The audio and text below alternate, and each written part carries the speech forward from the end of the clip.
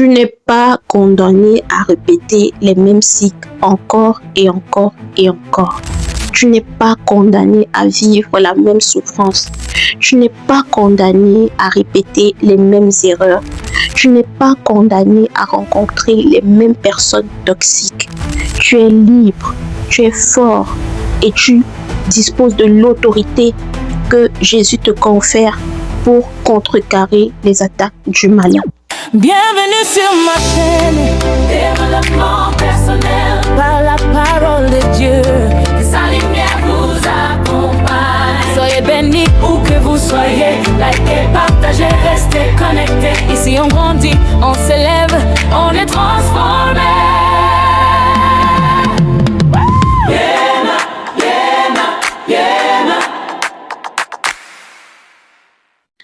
Bonjour et bienvenue sur ma chaîne. Si tu regardes cette vidéo aujourd'hui, ce n'est pas un hasard. Dieu t'a conduit ici parce qu'il a quelque chose à te dire, quelque chose d'important, quelque chose qui va changer ta vie. Si tu acceptes seulement d'entendre et d'ouvrir ton cœur. Tu sais, il y a une question que beaucoup de personnes se posent en silence, parfois par honte et parfois avec découragement.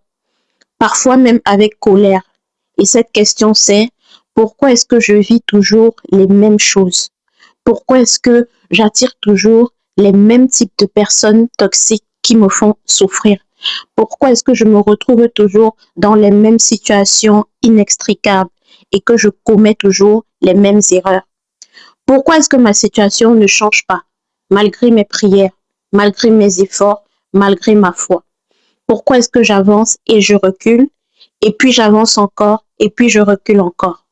Comme si quelque chose d'invisible me retenait, comme si une force maléfique, mystérieuse, effaçait chaque progrès que je faisais. Eh bien, aujourd'hui, on va appeler les choses par leur nom.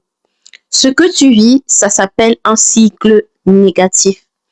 Ce n'est pas une fatalité, fort heureusement. Ce n'est pas ton destin. Ce n'est pas ce que Dieu a prévu pour ta vie. La Bible dit d'ailleurs dans Jérémie 29, verset 11, « Car je connais les projets que j'ai formés sur vous, dit l'Éternel, projets de paix et non de malheur, afin de vous donner un avenir et de l'espérance. » Dieu a un plan pour toi, il a un plan pour ta vie. Et ce plan n'inclut pas de te voir tourner en rond.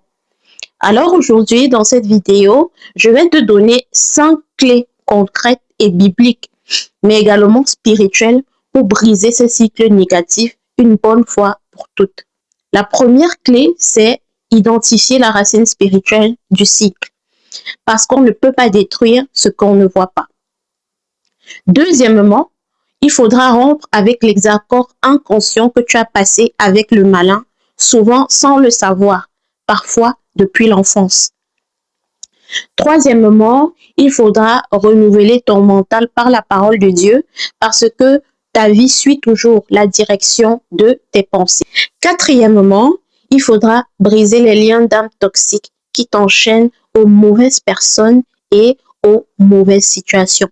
Enfin, cinquièmement, il faudra marcher dans ton autorité spirituelle et maintenir ta délivrance dans la durée. Parce que briser un cycle à lui seul ne suffit pas. Il faut aussi apprendre à le garder brisé, à le maintenir brisé. Voilà donc les 5 étapes et on va les voir ensemble une par une, en profondeur, avec la parole de Dieu comme fondement. Alors, si ce sujet t'intéresse, si ce sujet te parle, reste avec moi jusqu'à la fin de la vidéo. Coucou! Si vous êtes rendu à ce niveau de la vidéo, je m'interromps brièvement pour vous rappeler que si vous ne l'avez pas encore fait, abonnez-vous, likez, partagez, cliquez sur la cloche de notification pour être informé à chaque fois que je poste du contenu. Laissez des commentaires, je les lis tous et j'y réponds à tous les commentaires. Donc, likez, partagez, abonnez-vous. Et moi, je vous dis à très bientôt pour une nouvelle vidéo. Ciao, ciao. Comment briser les cycles négatifs une bonne fois pour toutes? Commençons donc par la toute première clé, celle sans laquelle tout le reste sera inefficace. Parce qu'on a beau prier, on a beau jeûner, on a beau faire des efforts, si on ne comprend pas d'où vient le problème à la racine, on continuera à couper des branches sans jamais arracher l'arbre. Tu vois, dans le monde naturel, quand une plante est malade, un bon jardinier ne se contente pas de traiter les feuilles jaunies ou les branches mortes. Il va chercher ce qui passe sous la terre au niveau des racines, parce que c'est là que tout se décide. Et dans ta vie spirituelle, c'est exactement pareil. Les cycles négatifs que tu observes à la surface de ta vie, les relations qui échouent, les finances qui ne décollent jamais, la dépression qui revient sans cesse, les conflits qui se répètent, tout ça, ce sont des symptômes. Mais la vraie question, c'est quelle en est la racine? La Bible nous enseigne dans Éphésiens chapitre 6, verset 12. Car nous n'avons pas à lutter contre la chair et le sang, mais contre les dominations, contre les autorités, contre les princes des ténèbres de ce siècle, contre les esprits méchants dans les lieux célestes. Ce verset est fondamental. Il nous rappelle que derrière beaucoup de choses visibles dans nos vies, il y a des réalités invisibles. Il y a une dimension spirituelle à nos combats. Et si tu ignores cette dimension, tu te bats les yeux bandés. Maintenant, qu'est-ce qu'une racine spirituelle? Une racine spirituelle, c'est tout simplement une porte d'entrée que l'ennemi a utilisée à un moment de ta vie pour s'installer et créer un schéma répétitif. Cette porte d'entrée peut être plusieurs choses. Ça peut être une blessure non guérie, un traumatisme de l'enfance, un rejet, un abandon, une trahison profonde que tu n'as jamais vraiment confiée à Dieu. Ça peut être un péché non confessé, une rancœur que tu gardes dans ton cœur, une amertume qui s'est transformée en forteresse. Ça peut être des liens hérités, des patterns familiaux, ce qu'on appelle parfois des malédictions générationnelles, des schémas qui se transmettent de génération en génération dans une famille sans que personne comprenne vraiment pourquoi. La Bible parle d'ailleurs de cela dans Exode 20, chapitre 25, où Dieu dit qu'il visite l'iniquité des pères sur les enfants jusqu'à la 3e et la 4e génération. Ce n'est pas une condamnation, c'est une réalité spirituelle que Christ est venu briser quand il est mort sur la croix. Dans Galates chapitre 3, verset 13, il nous dit « Christ nous a rachetés de la malédiction de la loi, étant devenu malédiction pour nous. Tout ce qui a été transmis peut être brisé, mais pour que ce soit brisé, il faut d'abord le reconnaître, il faut l'admettre. Alors, voici ce que je t'invite à faire. Prends un moment dans la prière, dans le silence, devant Dieu et pose-toi ces questions honnêtement. Est-ce que ce schéma existait déjà dans la vie de mes parents et de mes grands-parents? Est-ce qu'il y a une blessure précise que je n'ai jamais vraiment guérie et que j'ai enfouie, que j'ai fait semblant d'oublier, mais qui est toujours là? Est-ce qu'il y a quelque chose dans ma vie que j'ai du mal à confesser à Dieu parce que j'en ai honte? Ces questions ne sont pas là pour te condamner ou te culpabiliser. Le Seigneur ne t'accuse de rien. Dans Romains 8, verset 1, il est clair là-dessus. Il n'y a donc maintenant aucune condamnation pour ceux qui sont en Jésus-Christ. Ces questions sont là pour t'éclairer, pour que tu puisses enfin voir ce que l'ennemi a voulu garder dans l'obscurité. Parce que Jean 8, verset 32 dit « Vous connaîtrez la vérité et la vérité vous affranchira. » La liberté commence par la révélation. La délivrance commence par la lucidité. Quand tu commences à identifier la racine, quelque chose se passe dans le spirituel. Tu arrêtes de te battre contre des ombres. Tu commences à viser juste. Tu arrêtes de te dire « c'est ma faute, je suis nulle, je suis maudite ». Et tu commences à dire « non, il y a quelque chose que Jésus est venu détruire et je vais coopérer avec l'Esprit Saint pour que ce soit arraché de ma vie ». Prends le temps de prier avec cette prière simple mais puissante. Seigneur, révèle-moi la racine. Montre-moi ce que je n'arrive pas à voir par moi-même. Éclaire les zones d'ombre de ma vie par la lumière de ton esprit. Je veux être libre, vraiment libre, et je te fais confiance pour me guider dans ce processus. Et quand tu pries ainsi, avec un cœur sincère, Dieu va te répondre. Il est fidèle Il ne laisse jamais un enfant qui cherche la vérité sans répondre. Maintenant que tu as commencé à identifier la racine du cycle, il y a une deuxième réalité dont il faut absolument parler et dont on ne parle pas assez dans les cercles chrétiens, parce qu'elle concerne quelque chose que tu as peut-être fait sans t'en rendre compte, quelque chose que beaucoup de croyants font chaque jour sans le réaliser. Je parle des accords inconscients que tu as passés avec l'ennemi. Et c'est exactement ce qu'on va voir ensemble dans la prochaine partie de cette vidéo. Alors, reste avec moi. Oui, parlons de quelque chose de très important. Quelque chose que l'ennemi utilise de manière très subtile, mais très silencieuse et très efficace contre les enfants de Dieu. Quelque chose qui maintient des milliers de croyants dans des cycles négatifs malgré leurs prières, malgré leur foi et malgré leur amour pour Dieu. Je parle bien évidemment des accords inconscients. Qu'est-ce qu'un accord inconscient exactement? Un accord inconscient, c'est une croyance profonde, un message intérieur, une conviction ancrée dans ton cœur que tu as acceptée comme une vérité sur toi-même, sur Dieu ou sur la vie, sans jamais vraiment t'en rendre compte. C'est une pensée que tu portes depuis si longtemps qu'elle est devenue une partie de toi. Et le problème, c'est que ces pensées, ces convictions, ces croyances profondes, elles ne viennent pas toutes de Dieu. Certaines viennent de l'ennemi. Et quand tu acceptes un mensonge de l'ennemi comme une vérité, tu lui donnes légalement le droit d'opérer dans ta vie.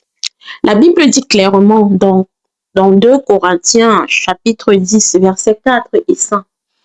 Les armes avec lesquelles nous combattons ne sont pas charnelles, mais elles sont puissantes par Dieu pour renverser des forteresses. Nous renversons les raisonnements et toute hauteur qui s'élève contre la connaissance de Dieu et nous amenons toute pensée captive à l'obéissance de Christ. Remarque bien ce mot, forteresse. Une forteresse dans le contexte spirituel, c'est un système de pensée bien établi, bien construit et bien ancré dans ton esprit qui résiste à la vérité de Dieu, Et ces forteresses se construisent brique par brique, accord inconscient après accord inconscient. Laisse-moi te donner quelques exemples concrets. Parce que les accords inconscients ne se présentent pas à toi avec une étiquette qui dit clairement « Attention, ceci est un mensonge de l'ennemi ». Non. Ils se présentent comme des pensées normales, comme des évidences, comme des conclusions logiques tirées de tes expériences de vie. Par exemple, tu grandis dans une famille où ton père était absent, ou violent, ou indifférent, ou émotionnellement indisponible. Et quelque part, sans que personne ne te le dise explicitement, tu as conclu une chose. Les hommes ne sont pas fiables. Les hommes finissent toujours par partir. Les hommes font toujours du mal. Et aujourd'hui, tu te demandes pourquoi tu attires toujours les hommes qui te blessent, les hommes qui te trahissent ou alors qui t'abandonnent. Ce n'est pas un hasard. C'est l'accord inconscient qui est en train d'agir. Parce que tu attires ce en quoi tu crois profondément, pas forcément ce que tu désires. Je prends un autre exemple. Tu as échoué plusieurs fois dans un projet, ou dans une relation, ou dans ta carrière. Et progressivement, tu as commencé à croire une chose. Je ne mérite pas de réussir. Je ne suis pas faite pour être heureuse. Quand les choses vont bien, ça ne dure jamais pour moi. Et chaque fois qu'une bénédiction commence à pointer à l'horizon, quelque chose en toi la sabote. Pas parce que tu le veux consciemment, hein, non. Mais parce que l'accord inconscient dit le bonheur n'est pas pour toi. Et ton comportement suit cette croyance sans que tu le réalises, sans que tu t'en rendes compte. Il y a encore un autre exemple, un troisième exemple. Tu as été blessé par des gens dans ton église ou dans ta paroisse. Tu as été blessé par un pasteur, par des frères et sœurs en Christ, et tu en as conclu que tu ne peux faire confiance à personne. Tous les chrétiens sont des hypocrites. Même Dieu m'a déçu. Et depuis ce jour, tu gardes tes distances avec tout le monde. Tu ne laisses personne entrer dans ta vie. Tu as construit une forteresse autour de ton cœur. Tu pries, mais tu n'oses pas vraiment croire que Dieu va te répondre. C'est tout simplement parce que l'accord inconscient dit ceci: la déception est inévitable. Tu vois donc comment ça fonctionne. Ces accords sont des mensonges, mais ils fonctionnent exactement comme des vérités. Comme des vérités dans ta vie parce que tu les as acceptées, tu les as intégrées et parfois même tu les as défendues. Et l'ennemi s'en sert comme d'un contrat, comme d'une permission légale d'opérer dans ta vie dans ce domaine particulier.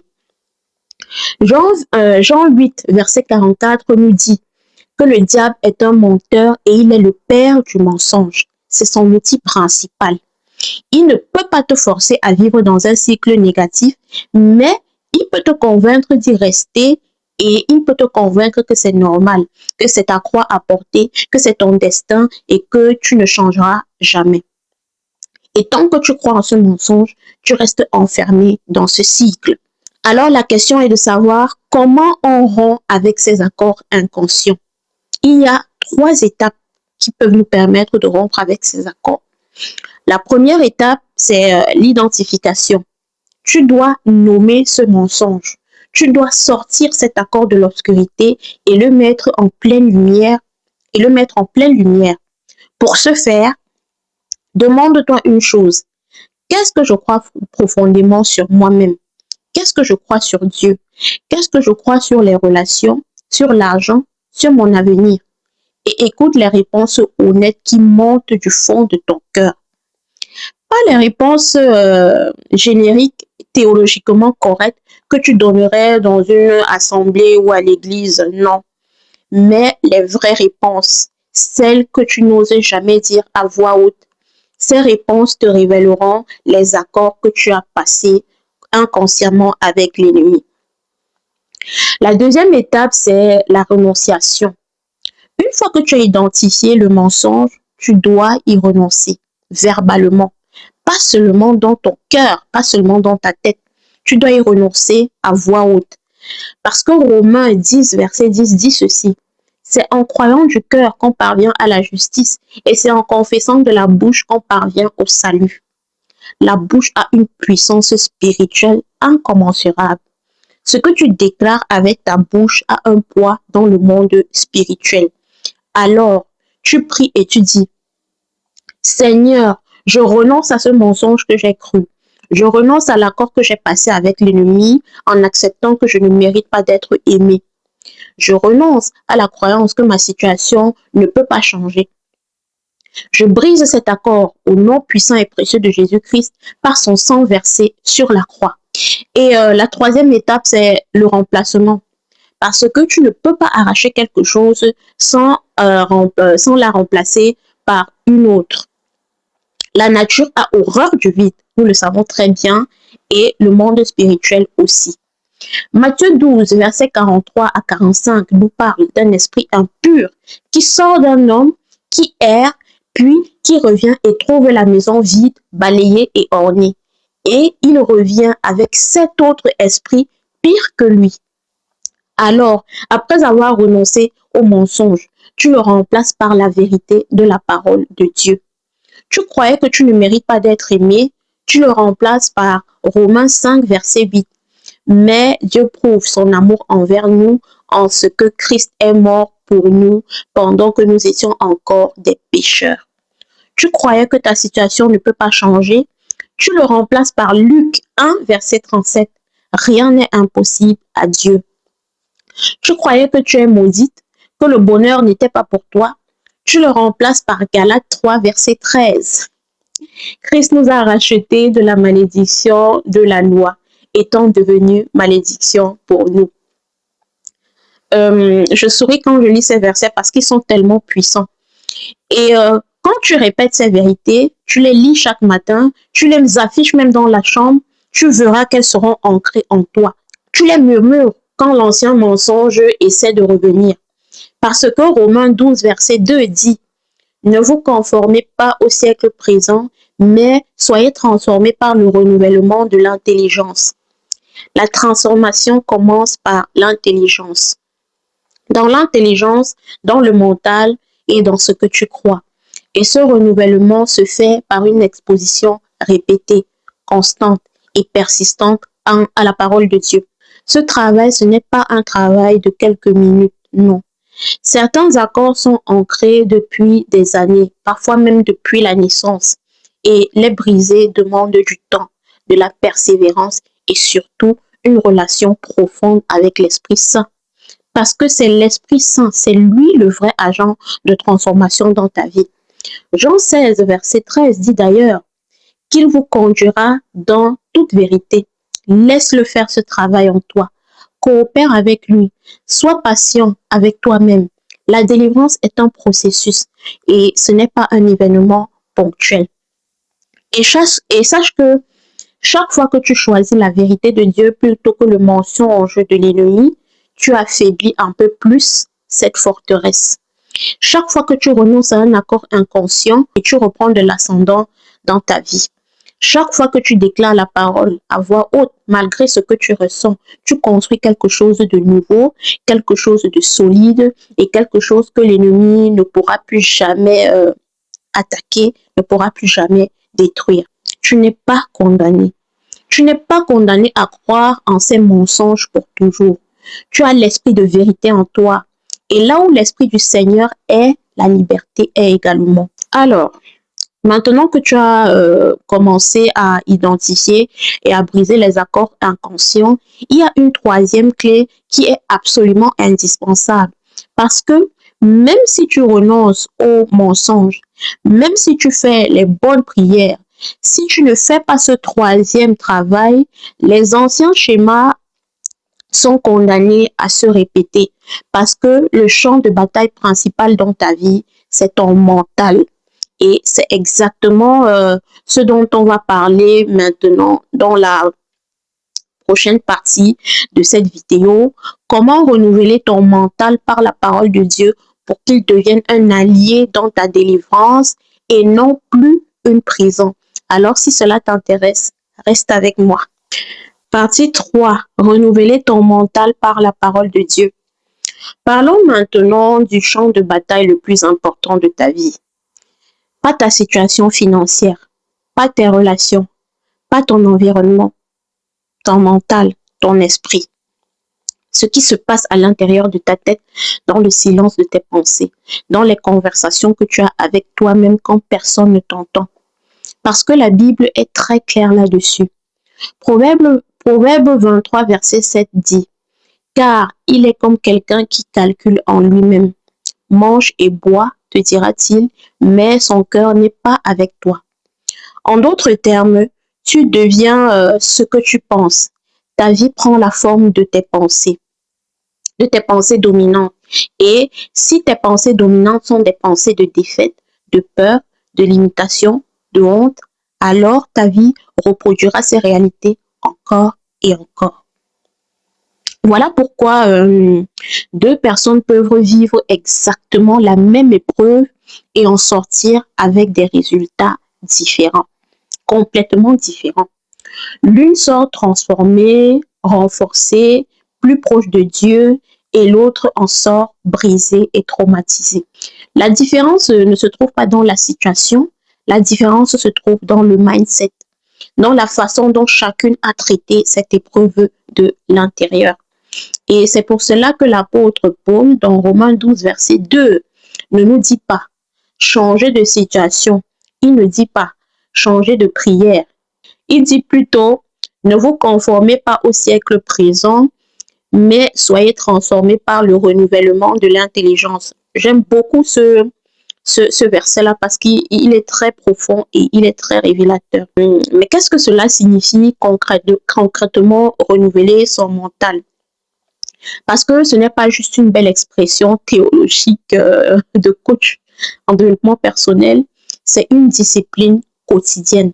C'est un choix que tu fais chaque matin, chaque après-midi, chaque soir. C'est une posture de vie et je vais te l'expliquer de façon très pratique. Tu sais, ton mental est comme un jardin et dans ce jardin, il y a deux types de graines qui peuvent pousser. Les graines de la parole de Dieu et les graines du monde de l'ennemi, les mensonges du diable. Et ce sont les graines de ta chair. Ces deux types de graines cherchent constamment à germer dans ton esprit. Et celui qui pousse, celui qui prend racine, celui qui finit par produire des fruits dans ta vie, c'est celui que tu arroses le plus. C'est celui auquel tu accordes le plus d'attention, plus de temps et plus d'énergie, plus d'espace dans tes pensées. Alors, pose-toi honnêtement la question. Qu'est-ce que j'arrose le plus en ce moment? Qu'est-ce que j'arrose le plus en ce moment comme graine? Qu'est-ce qui nourrit principalement mon mental au quotidien? Est-ce que c'est la parole de Dieu? Est-ce que c'est la méditation des Écritures? Est-ce que c'est le temps en présence de l'Esprit Saint?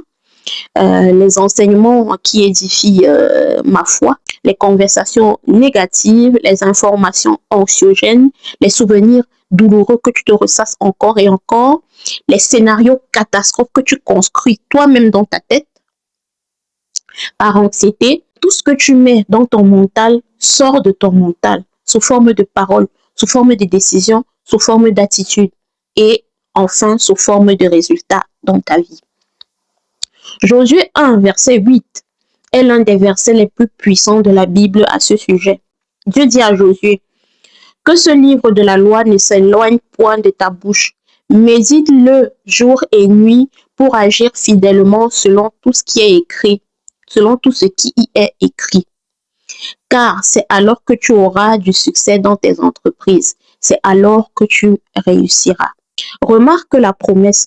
Le succès, la réussite ne sont pas conditionnés à la chance, non. Pas à la faveur humaine, pas aux circonstances. Ils sont conditionnés par la méditation constante de la parole de Dieu. Jour et nuit. Qu'est-ce que méditer la parole? Ce n'est pas juste lire la Bible rapidement le matin avant de partir au travail, non. Méditer en hébreu, c'est le mot aga, qui signifie murmurer, ruminer, répéter à voix basse. C'est comme une vache qui rumine sa nourriture. Elle la mâche, elle la avale, elle la recrache, elle la remâche encore jusqu'à en extraire toute la substance. Et c'est exactement ce que Dieu nous appelle à faire avec sa parole. Il faut la lire, la répéter, la murmurer, la méditer, la retourner dans tous les sens, la laisser descendre du niveau de la tête jusqu'au cœur, jusqu'à ce qu'elle devienne une conviction, une certitude, une réalité intérieure plus forte que ce que tes yeux voient. Parce que c'est là que se produit le vrai miracle. Hébreux 4, verset 12 dit d'ailleurs, car la parole de Dieu est vivante et efficace, plus tranchante qu'une épée quelconque à deux tranchants, pénétrante jusqu'à partager âme et esprit, jointure et moelle, et elle juge les sentiments et les pensées du cœur. La parole est vivante. Elle n'est pas un simple texte historique, elle est dynamique. Elle est un organisme vivant qui entre en toi et commence à opérer, à découper, à disséquer, à séparer, à guérir et enfin à transformer. Maintenant, je veux te parler d'un autre ennemi particulier du renouvellement du mental. Un ennemi que beaucoup de chrétiens sous-estiment. Cet ennemi, c'est la pensée automatique négative. C'est cette petite voix intérieure qui parle plus vite que ce que tu ne penses, qui commente tout ce qui se passe dans ta vie, qui interprète chaque situation à travers le filtre de la blessure, de ta peur et de ton manque. Cette voix qui dit, tu vois, encore une fois, ça ne marche pas. Tu vois, je te l'avais bien dit. Ou alors qui te dit, tu savais bien que ça n'allait pas durer, tu savais bien que ça n'allait pas marcher. Tu es trop nul pour que ça change un jour. Tu es condamné à rester dans cette même situation. Cette voix négative-là, il faut apprendre à lui répondre. Il ne faut pas la fuir, il faut lui répondre, il faut lui faire face avec la parole de Dieu. 2 Corinthiens chapitre 10 verset 5 dit que nous devons amener toute pensée captive à l'obéissance du Christ. Toute pensée. Ça veut dire que tu as une autorité sur tes pensées. Tu n'es pas obligé de croire tout ce qui se passe dans ta tête. Tu n'es pas obligé d'héberger chaque pensée qui frappe à la porte de ton esprit. Tu as le droit de dire non. Tu as le droit de filtrer. Tu as le droit d'être sélectif dans ce que tu penses. Tu as le droit de prendre cette pensée, de la tenir devant la lumière de la parole et de décider si elle mérite une place dans ton mental. Quand une pensée négative arrive, au lieu de la laisser s'installer et construire un immeuble dans ton esprit, tu dois lui répondre avec une vérité biblique. Quand tu penses « je suis seul et personne ne m'aime », tu réponds avec Psaume 27, verset 10. « Quand mon père et ma mère m'abandonnent, l'Éternel me recueillera. » Quand tu penses « ma situation est sans espoir », tu réponds avec Jérémie 32, verset 27. « Je suis l'Éternel, le Dieu de toute chair. Y a-t-il rien qui soit trop difficile pour moi? » Si tu penses « je ne changerai jamais », tu réponds avec Philippiens 1, verset 6. « Celui qui a commencé en vous cette bonne œuvre la rendra parfaite pour le jour de Jésus-Christ. » C'est ça le renouvellement du mental par la parole de Dieu. C'est ce combat quotidien, constant et persévérant pour que la vérité de Dieu occupe le plus de place dans ton esprit que le mensonge de l'ennemi. Et au début, c'est difficile. C'est vraiment pas facile, je vous l'accorde. Au début, les vieilles pensées reviennent très vite. Tu dois faire un effort conscient pour choisir la vérité. Mais ce qui est bien, c'est que plus tu le fais, plus ça devient naturel. Plus ton mental se calibre sur la fréquence de Dieu. Et progressivement, au lieu de voir ta vie à travers le filtre de la peur et de la défaite, tu commences à la voir à travers le filtre de la foi et de la victoire. Je veux aussi te parler de l'importance de ce que tu écoutes et de ce que tu regardes. Parce que le renouvellement du mental ne se limite pas seulement à ce que tu lis dans la Bible. Il inclut également tout ce que tu laisses entrer dans ton esprit par tes oreilles et par tes yeux. Romains 10, verset 17 dit d'ailleurs, « La foi vient de ce qu'on entend et ce qu'on entend vient de la parole de Christ. » Si la foi vient de ce qu'on entend, alors la peur, le découragement, le cynisme viennent aussi de ce qu'on entend. Tout ce que tu écoutes de façon répétée finit par former ta vision du monde et ta vision de toi-même, ta vision de Dieu. Alors, sois intentionnel avec ce que tu consommes. Est-ce que les personnes avec qui tu passes du temps élèvent ton niveau de foi ou alors est-ce qu'elles la baissent? Est-ce que les contenus que tu regardes se rapprochent de Dieu ou alors est-ce qu'ils t'en éloignent? Est-ce que la musique que tu écoutes nourrit ton esprit ou ta chair? Ce ne sont pas des questions légalistes ou alors qui ont pour but de vous juger ou de vous culpabiliser. Ce sont des questions de discernement parce que tu es en train de renouveler ton mental. Et tout ce qui entre dans ton mental est soit un outil pour ta transformation, soit un obstacle à ta délivrance. Et finalement, je veux te parler du rôle de la louange. Parce que la louange est l'une des armes les plus puissantes de Dieu. C'est l'une des armes les plus puissantes que Dieu nous ait données pour transformer notre état intérieur. Quand tu loues Dieu, même quand tu n'en as pas envie, même quand la situation ne s'y prête pas, même quand ta situation ne s'est pas encore améliorée, tu fais un choix radical. Tu choisis de centrer ton attention sur la grandeur de Dieu plutôt que sur la grandeur de ton problème. Et ce changement de focus, il change ton atmosphère intérieure. Il déplace l'angoisse et invite la paix. Philippiens 4, versets 6 et 10 nous dit d'ailleurs, « Ne vous inquiétez de rien, mais en toute chose, faites connaître vos besoins à Dieu par des prières et des supplications, avec des actions de grâce, et la paix de Dieu qui surpasse toute intelligence gardera vos cœurs et vos pensées en Jésus-Christ. » Il faut louer Dieu. Il faut louer Dieu chaque matin, même avant de regarder ton téléphone. Loue-le avant de regarder ta situation. Loue-le avant de te laisser envahir par les préoccupations de la journée. Mets-le en premier et regarde comment ton mental va commencer à se transformer de l'intérieur. Ton mental se renouvelle. Les accords inconscients sont en train d'être brisés. Les racines sont exposées. Mais il reste quelque chose d'autre qui empêche beaucoup de croyants de sortir définitivement de leur cycle négatif. Quelque chose qui agit comme des chaînes invisibles autour de leur âme. Je parle des liens d'âme toxiques. Ces connexions profondes, spirituelles et émotionnelles avec des personnes qui te drainent, qui te retiennent, qui te ramènent en arrière chaque fois que tu essaies d'avancer. Et c'est précisément ce dont je vais parler dans la prochaine partie de cette vidéo. Partie 4. Briser les liens d'âme toxiques. Voilà un sujet dont on ne parle pas assez dans les églises.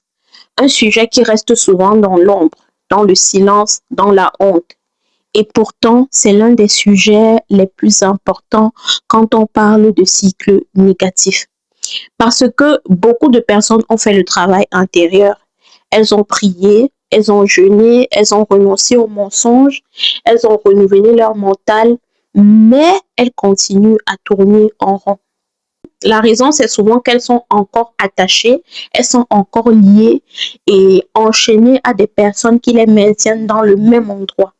Des personnes avec lesquelles elles ont formé ce qu'on appelle des liens d'âme toxiques.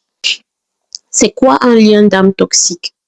Un lien d'âme toxique, c'est une connexion profonde, spirituelle, émotionnelle et parfois physique entre deux personnes. Et cette connexion se crée de différentes manières.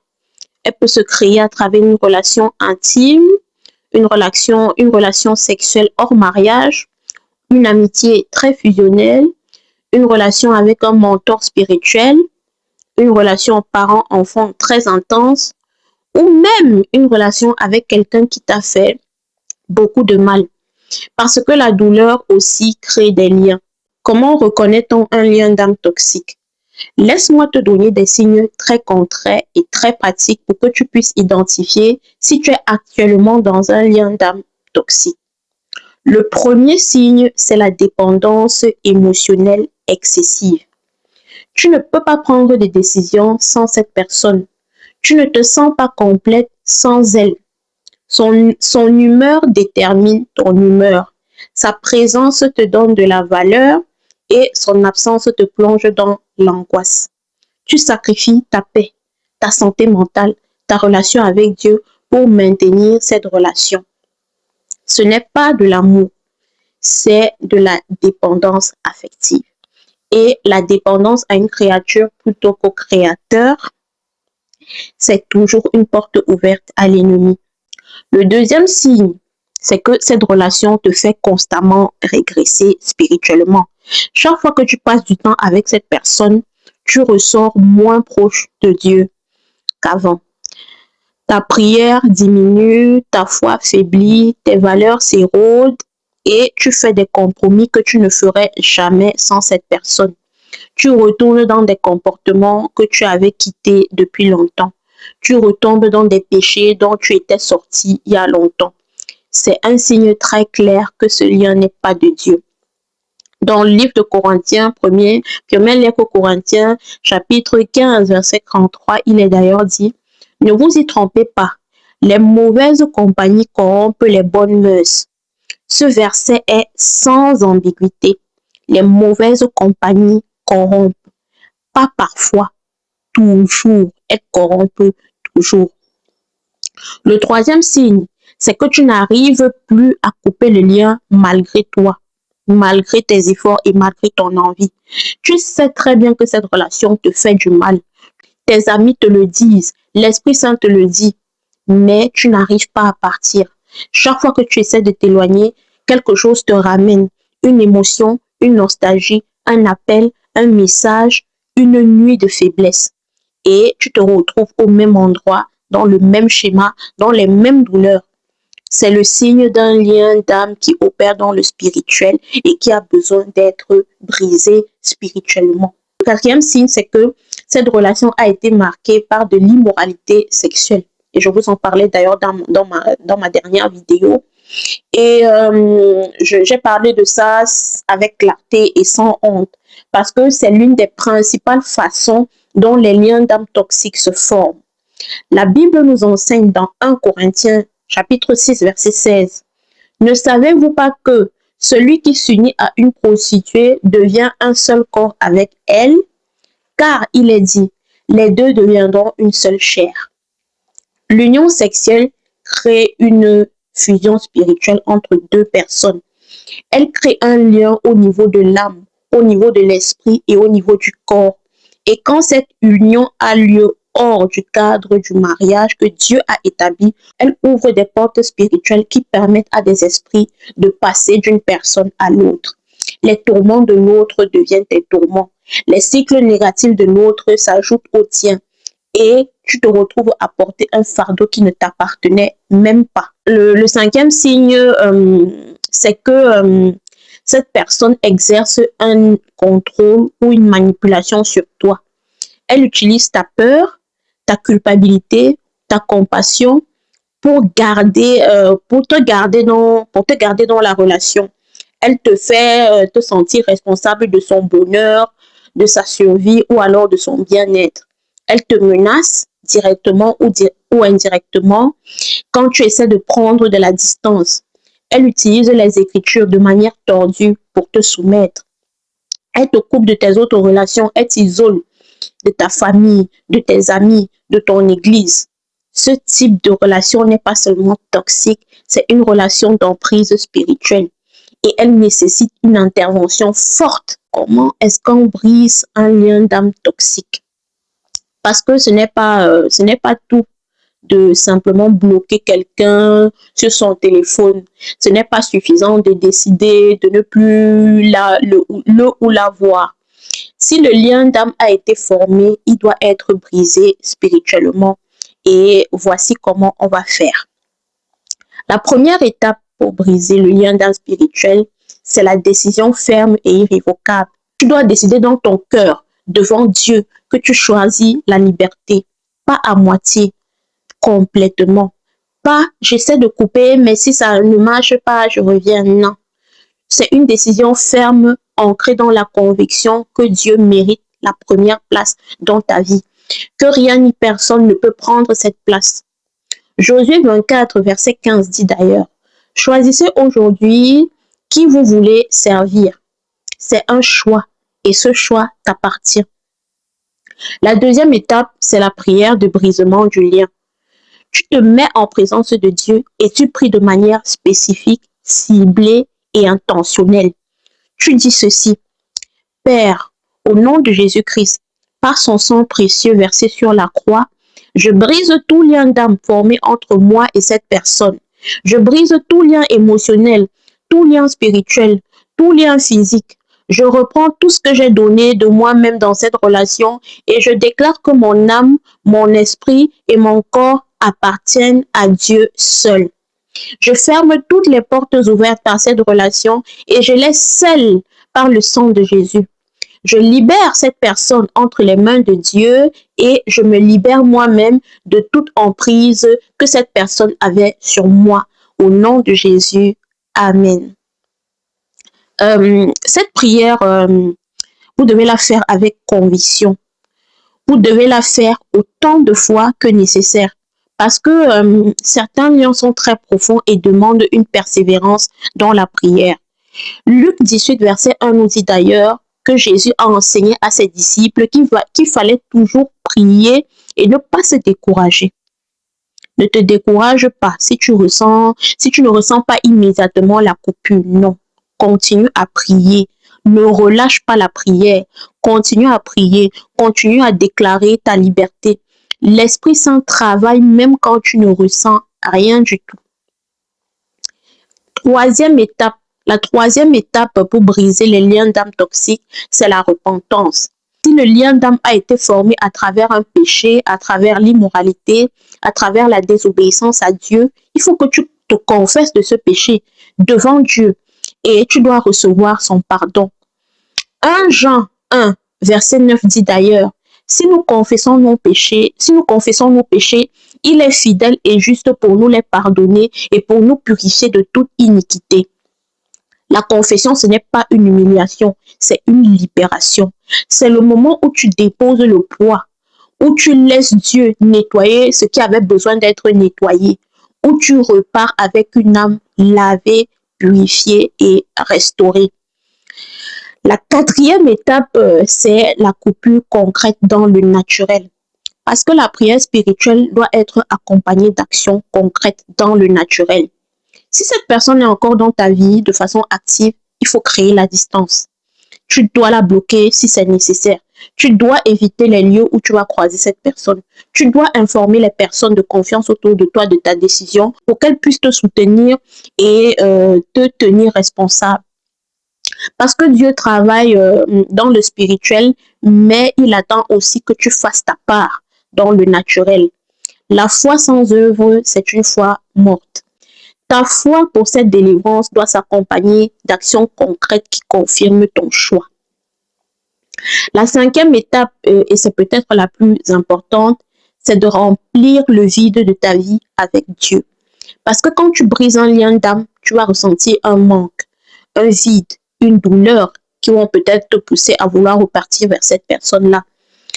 Peut-être un deuil, c'est même comme un deuil. Et c'est parfaitement normal, c'est humain. Mais ce vide ne doit pas être rempli par une autre chose ou une autre personne toxique, par une autre relation de substitution. Ce vide doit être rempli par la présence de Dieu. Et c'est le moment de te rapprocher de lui comme jamais avant, de passer du temps en sa présence, de laisser son amour guérir les parties de toi qui ont été blessées dans cette relation. Le psaume 34, verset 18 dit d'ailleurs à cet effet: l'Éternel est près de ceux qui ont le cœur brisé et il sauve ceux qui ont l'esprit dans l'abattement. Dieu est là, dans le vide, dans la douleur, dans le manque. Il est capable de remplir ce vide d'une façon que personne d'autre ne peut faire. Briser un lien d'âme toxique ne signifie pas que tu n'aimes pas cette personne. Ça ne signifie pas que cette personne est cruelle ou indifférente. Ça signifie que tu as compris quelque chose de très profond et de très véridique. Tu ne peux pas être utile à quelqu'un d'autre si tu es toi-même enchaîné. Tu ne peux pas donner de la lumière si tu es toi-même dans l'obscurité. Et parfois, la chose la plus aimante que tu puisses faire pour une personne, c'est de te libérer d'elle, de confier cette personne à Dieu et de marcher dans ta propre liberté. Parce que ta liberté peut devenir un témoignage qui finira par toucher cette personne plus que ton attachement l'aurait jamais fait. Tu mérites des relations qui t'élèvent. Tu mérites des liens qui te rapprochent de Dieu. Tu mérites une vie où tes connexions sont des bénédictions et non des chaînes. Et Dieu est prêt à te donner cela. Il veut te donner des relations saines. Il veut te donner des amitiés authentiques. Il veut te donner un entourage qui reflète son amour. Mais pour recevoir ce que Dieu veut te donner, il faut d'abord te libérer les mains de ce qui les encombre. Lâche prise, libère-toi, fais confiance en Dieu pour la suite. Tu as identifié la racine, tu as brisé les accords inconscients, tu as renouvelé ton mental, tu as coupé les liens d'âme toxiques. Et maintenant, il ne reste plus qu'une dernière clé. Et c'est peut-être celle que la plupart des gens négligent. Parce que beaucoup de croyants savent comment obtenir leur délivrance, mais très peu savent comment la garder. Comment maintenir leur liberté dans la durée. Et c'est exactement ce que nous allons voir dans cette dernière partie. Partie 5. Marcher dans ton autorité spirituelle et maintenir ta délivrance. Nous voilà donc rendus à la dernière clé. Et je veux que tu saches une chose avant même de commencer à entrer dans le vif du sujet. Le fait que tu sois encore là, que tu aies regardé cette vidéo jusqu'à ce point, ce n'est pas de la curiosité. C'est une faim, c'est de la faim. C'est un désir profond de liberté que Dieu lui-même a placé dans ton cœur. Et ce désir, il va l'honorer. Parce que Matthieu 5, verset 6 dit ceci. Heureux ceux qui ont faim et ont soif de la justice, car ils seront rassasiés.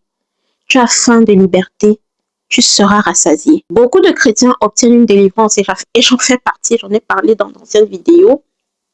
Ils obtiennent la délivrance, Mais quelques semaines, quelques mois ou années plus tard, le même cycle se répète. Les mêmes schémas réapparaissent, les mêmes tentations, les mêmes personnes toxiques, les mêmes situations douloureuses se répètent. Et c'est ce dont j'ai parlé dans ma précédente vidéo.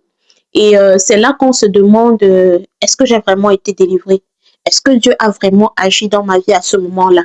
Est-ce que la délivrance est possible avec moi? Et je te le dis aujourd'hui, la réponse c'est oui. Absolument oui. Mais la délivrance, ce n'est pas un événement qu'on reçoit de façon passive et qu'on garde automatiquement. Non.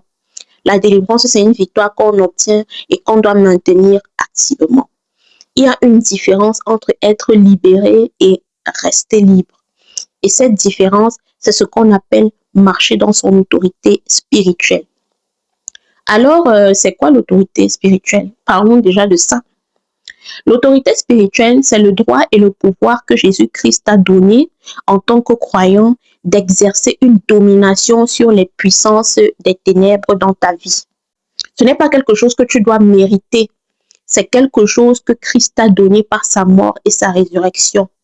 Luc 10, verset 19 dit d'ailleurs à cet effet, « Voici, je vous ai donné le pouvoir de marcher sur les serpents et sur les scorpions et sur toute puissance de l'ennemi, et rien ne pourra vous nuire. » Rien ne pourra vous nuire. Ce n'est pas une possibilité, c'est une promesse conditionnelle. C'est une déclaration de victoire absolue pour celui ou celle qui marche dans cette autorité. Et Éphésiens 2, verset 6 nous dit quelque chose d'encore plus extraordinaire, c'est « Il nous a ressuscités ensemble et nous a fait asseoir dans des lieux célestes en Jésus-Christ. » Tu es assis dans des lieux célestes en ce moment même. Tu es au-dessus, pas en dessous, pas au même niveau. Tu es au-dessus, tu es la tête et non la queue. Pourquoi est-ce que tant de croyants vivent en dessous de leur position? Pourquoi est-ce que tant d'enfants de Dieu se laissent écraser par les cycles négatifs alors qu'ils ont une autorité absolue sur ça? La réponse, vous savez, elle est simple, mais elle est à la fois douloureuse. C'est parce qu'ils ne savent pas qui ils sont en Christ. Ils ne savent pas qu'ils ont cette autorité. Ou alors parce qu'ils le savent théoriquement, mais ils ne l'exercent pas dans la pratique. Osée 4, verset 6 dit d'ailleurs, « Mon peuple est détruit parce qu'il lui manque la connaissance. La destruction commence par l'ignorance et la victoire commence par la révélation de qui tu es en Christ. Tu es un enfant de Dieu. Tu es un enfant de Dieu. » Jean 1, verset 12. Tu es une nouvelle créature. 2 Corinthiens 5, verset 17. Tu es plus que vainqueur par celui qui t'a aimé. Romains 8, verset 37. Tu es le temple du Saint-Esprit. 1 Corinthiens 6, verset 19. Tu es assis dans les lieux célestes. Éphésiens 2, verset 6. Tu as reçu un esprit de puissance, d'amour et de sagesse. 2 Timothée 1, verset 7. Et le même esprit qui a ressuscité Jésus d'entre les morts habite en toi. Romains 8, verset 11. Ce n'est pas de l'orgueil spirituel, c'est la vérité de la parole de Dieu sur ta vie. Et plus tu vas ancrer ces vérités dans ton cœur, plus tu vas commencer à te comporter en fonction de ce que tu es vraiment et non en fonction de comment tu te sens, de ce que tu ressens, de tes émotions. Parce qu'il y a une différence fondamentale entre marcher par les sentiments et marcher par la foi. Et maintenir cette délivrance requiert que tu apprennes à marcher par la foi, même quand tes sentiments te disent le contraire. Comment est-ce qu'on maintient sa délivrance au quotidien? Quelles sont les disciplines pratiques qui font la différence entre quelqu'un qui reste libre et quelqu'un qui retourne dans le cycle toxique négatif du péché? La première discipline, c'est la vigilance spirituelle. Et j'en ai parlé dans une précédente vidéo. La vigilance spirituelle constante. 1 Pierre 5, verset 8 dit, « Soyez sobres et veillez. Votre adversaire, le diable, rôde comme un lion rugissant, cherchant qui il va dévorer. » Remarque ce mot, rôdant. L'ennemi ne cesse pas ses attaques après ta délivrance, bien au contraire. Il intensifie ses efforts parce qu'il a perdu du territoire, parce qu'il panique, parce qu'il est aux abois. Il va chercher une nouvelle porte d'entrée. Il va tester tes points faibles. Il va envoyer les mêmes tentations sous une forme légèrement différente pour savoir si tu les reconnaîtras et pour te dérouter. Et c'est pour cela que tu dois rester vigilant. Pas dans la peur, non, loin de là. Pas dans la paranoïa, mais dans une conscience claire et tranquille que tu as un adversaire réel qui cherche à te ramener en arrière. La deuxième discipline, c'est la prière quotidienne. Et j'en ai déjà parlé, mais je réitère parce que c'est important. La prière quotidienne offensive. Il y a deux types de prières. Il y a la prière défensive qui demande à Dieu de te protéger et la prière offensive qui avance dans le territoire ennemi et reprend ce qui t'appartient. Les deux sont nécessaires, mais beaucoup de croyants ne connaissent que la prière défensive, la prière de supplication. Ils prient quand il y a un problème. Ils prient quand ils sont attaqués. Ils prient quand le cycle négatif est déjà en train de se répéter. Mais la vraie puissance, c'est de prier avant. C'est d'établir ton autorité chaque matin, bien même avant que l'ennemi n'ait l'occasion de parler ou d'agir. C'est de déclarer chaque jour, je suis couverte par le sang de Jésus-Christ, je déclare la victoire sur ma vie aujourd'hui. Aucune arme forgée contre moi ne prospérera. Ésaïe 54, verset 17. C'est de prendre possession de ta journée avant que quoi que ce soit d'autre ne la prenne. Et ça se fait chaque matin par la prière. La troisième discipline, c'est de revêtir l'armure de Dieu chaque jour sans exception. Éphésiens 6, versets 13 à 17 nous parle de cette armure en détail. La ceinture de la vérité, la cuirasse de la justice, les chaussures de la paix, le bouclier de la foi, le casque du salut et l'épée de l'esprit qui est la parole de Dieu. Chacune de ces prières a une fonction précise dans le combat spirituel. Et remarque, Dieu ne dit pas de revêtir l'armure quand tu sens une attaque. Non, il te dit de la revêtir. Point. Il te dit de la revêtir tout simplement, tous les jours. Parce qu'un soldat ne s'habille pas en armure seulement quand il voit l'ennemi arriver. Il est en armure en permanence et il est prêt à tout moment. Il est vigilant à tout moment. La quatrième discipline, c'est de se construire une communauté spirituelle saine autour de toi. Tout simplement parce que personne ne maintient sa délivrance tout seul. On ne se suffit pas à soi-même. Ecclésiaste 4, verset 9 à 10 dit « Deux valent mieux qu'un parce qu'ils retirent un bon salaire de leur travail. Car s'ils tombent, l'un relève l'autre. Mais plaignons celui qui est seul et qui tombe sans avoir un second pour le relever. » Tu as besoin de frères et sœurs en Christ qui connaissent ton histoire, qui prient avec toi et qui peuvent te tenir responsable ou te relever quand tu chancelles. Pas des gens qui te jugent, pas des gens qui font du congossa sur ton nom ou bien alors qui sont malveillants. Non, des gens qui prient vraiment et sincèrement, des gens qui peuvent te regarder dans les yeux et te dire la vérité avec amour et bienveillance. Cette communauté, c'est une arme de maintien extraordinaire, mais il faut bien la choisir avec le déferlement de fausses églises qu'on a de nos jours. La cinquième discipline, c'est de nourrir continuellement ta relation avec le Saint-Esprit. Parce qu'en fin de compte, c'est lui le gardien de ta délivrance. C'est lui qui intercède pour toi. C'est lui qui te convainc quand tu t'éloignes du bon chemin. C'est lui qui te rappelle qui tu es quand l'ennemi essaie de te le faire oublier. Jean 14, verset 26 dit ceci. Mais le consolateur, le Saint-Esprit, que le Père enverra en mon nom, vous enseignera toutes choses et vous rappellera tout ce que je vous ai dit. Il te rappellera. Il ne te laissera pas sans ressources. Mais il faut entretenir cette relation. Il faut lui parler. Il faut l'écouter et il faut lui obéir. Il faut lui faire confiance même quand toi-même tu ne comprends pas ce qui t'arrive. La sixième discipline, et c'est peut-être la plus contre-culturelle de toutes, c'est de cultiver une attitude de gratitude permanente. Parce que la gratitude, c'est l'un des antidotes les plus puissants contre le retour des cycles négatifs. Quand tu es reconnaissant, quand tu es ancré dans la réalité de ce que Dieu a déjà fait dans ta vie, et cette encre-là va t'empêcher d'être emporté par les tempêtes. 1 Thessaloniciens 5, verset 18 dit ceci. Rendez grâce en toutes choses, car c'est à votre égard la volonté de Dieu en Jésus-Christ. En toutes choses. Pas seulement quand tout va bien. Pas seulement quand tu as reçu la réponse à ta prière. En toutes choses. Parce que dans toutes choses, Dieu est à l'œuvre.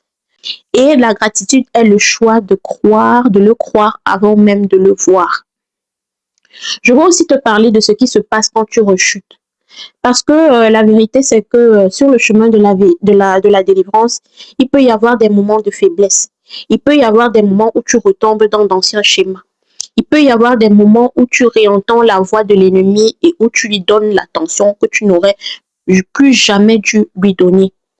Et dans ces moments-là, l'ennemi va essayer de te convaincre que tout est perdu, que tu n'as pas vraiment changé et que c'est inutile d'essayer d'être sauvé. Il ne faut surtout pas le croire. Ne lui donne pas cet accord. Une rechute, ce n'est pas une défaite finale. Ce n'est pas une condamnation. C'est un moment d'apprentissage. C'est une opportunité de comprendre quel point faible l'ennemi a exploité et de le renforcer. Michée 7, verset 8 dit « Ne te réjouis pas à mon sujet, et mon ennemi, car si je suis tombé, je me relèverai. » Tu vas te relever. Pas peut-être, tu vas te relever. Parce que la grâce de Dieu est plus grande que ta chute. Parce que le sang de Jésus couvre ta rechute. Parce que il est d'ailleurs dit dans Lamentation 3, versets 22 et 23, il est dit que les compassions de Dieu sont nouvelles chaque jour, chaque matin, pas chaque année, pas chaque dimanche, chaque matin. Alors, si tu as chuté, relève-toi. Si tu es tombé, relève-toi. Confesse-toi à Dieu, reçois son pardon, reprends ton armure, reprends ta position et continue d'avancer. Parce que la persévérance est la marque des vainqueurs. Apocalypse 2, verset 7 dit ceci. À celui qui vaincra, je donnerai à manger de l'arbre de vie. À celui qui vaincra, celui qui continue, celui qui n'abandonne pas, celui qui se relève encore et encore, c'est toi, c'est ta description, c'est ton identité en Christ. C'est toi. Et je veux terminer cette partie et cette vidéo en disant une vérité très très importante, très profonde. La liberté que Dieu t'offre, ce n'est pas une liberté fragile. Ce n'est pas une liberté qui dépend de tes performances, de ta perfection, de ton niveau de sainteté.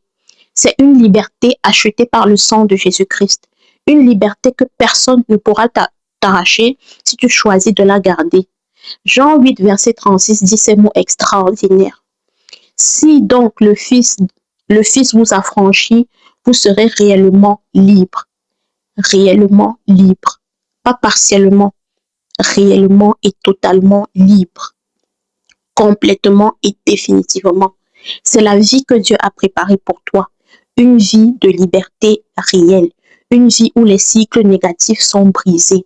Une vie où tu marches dans ton identité, dans ton autorité et dans ta destinée.